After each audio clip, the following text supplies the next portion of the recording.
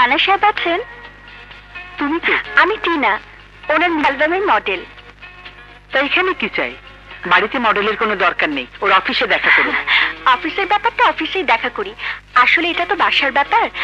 কাল উনি আমার বাসায় গিয়েছিলেন, ওনার কাপড়গুলো ভিজে গিয়েছিল, তাই এগুলো দিতে এসেছি।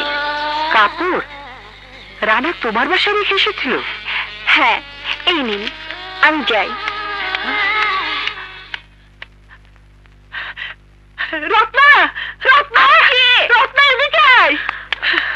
কি হয়েছে মা? যেভাবে তুমি ডাকছো মনে হয় বাড়িতে ডাকাত পড়েছে। ডাকাতের চাইতে বেশি। এই দেখ, এই তো রানার কাপড়। এই কাপড়ের কথা রানা তোকে কি বলেছিল? বন্ধুর বাড়িতে ঝোল পড়ে। হ্যাঁ, ঝোল পরে কাপড়ে দাগ পড়ে যায়, তাই খুলে। মিথ্যে কথা, মিথ্যে কথা বলেছিল। এই কাপড়গুলো এখন একটা মেয়ে এসে দিয়ে গেল। কালকে তার বাড়িতে কাপড়গুলো ভিজিয়ে রেখে এসেছিল। এসব কি বলছো মা?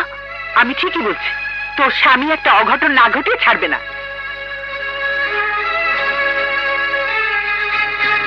আচ্ছা, শুক্রানা। বলো কি? হ্যাঁ, তোমার কাপড়গুলো আমি নিজের হাতে ধুয়ে সকালে তোমার বাসায় দিয়ে এসেছি।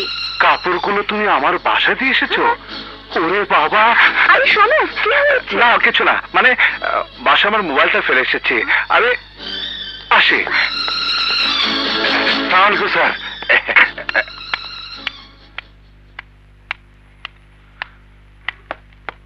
Hello Mona Lisa.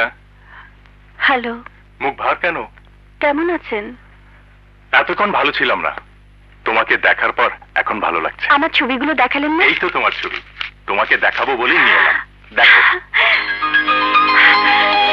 দারুণ, ফ্যান্টাস্টিক। এত সুন্দর আমি ভাবতেই পারছি না। আমার চোখে তুমি অতুলনীয়। নিতে পারি? শিওর। আপনাকে অনেক ধন্যবাদ। থ্যাঙ্কস। আসি।